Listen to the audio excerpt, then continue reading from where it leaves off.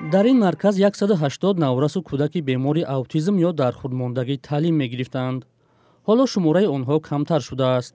соҳибони бино аз муассисони марказ хостанд то охири сол онро холӣ кунанд. гуфтам ки мо нақшаи дигар дорем бораи ин бино, бораи худ бинои дигар ёбед.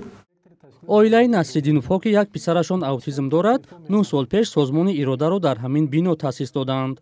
дар ин муддат ба 1400 кӯдаку наврасу ҷавони дорои аутизм ва волидонашон кӯмак расондаанд. дар Тоҷикистон чунин муассисаи махсуси давлатӣ вуҷуд надорад.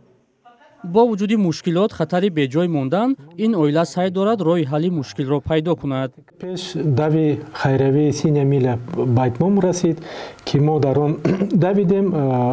иштирокчиёни маҳфили дӯстдорони дав аз Тижикена клаб давиданд ва инак 11 декабр дар меҳмонхонаи Hyatt Regency консерти хайравӣ бо номи умед, ҳаёт ва мусиқӣ баргузор мегардад бо иштироки ҳунармандони бисёр шинохта.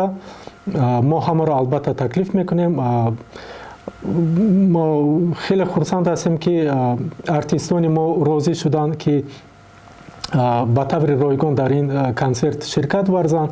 мо ҳаводорони мусиқиро таклиф мекунем, чунки маблағе ки мо аз ин консерт худо хоҳад ба даст меёбем барои дастгирии кӯдакони аутизм равона мешавад.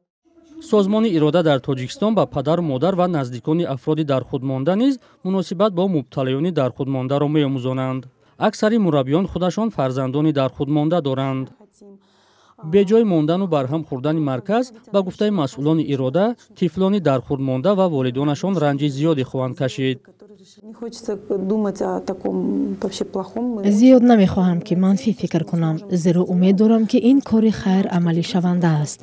дар сурати кор накардани марказ кӯдакон миёни чордевори хона мемонанд. худое накарда онҳоро ба хона интернат медиҳанд. худи падару модар ҳам фишори равонӣ мегиранд. аз ин хотир умед дорем ки метавонем маблағи заруриро ҷамъоварӣ карда як биное барои ташкилии марказ бигирем. бино ба омори соли 2019 дар маркази ҷумҳуриявии равонпизишкии Тоҷикистон тақрибан 300 гирифтори дар худмондагӣ сабти ном шуданд. ҳарчанд ин беморӣ муолиҷа надорад, истифода аз равишҳои хос зиндагии онҳову волидонашонро беҳтар мекунад ва ё ҳатто аз баъзе аз онҳо нобиға месозад. аммо ҳоло ягона марказ барои ин гирифторон ва ё шояд як нобиғаи ояндаи Тоҷикистон бим дорад ки аз ягона ҷой барои фаъолият маҳрум мешавад.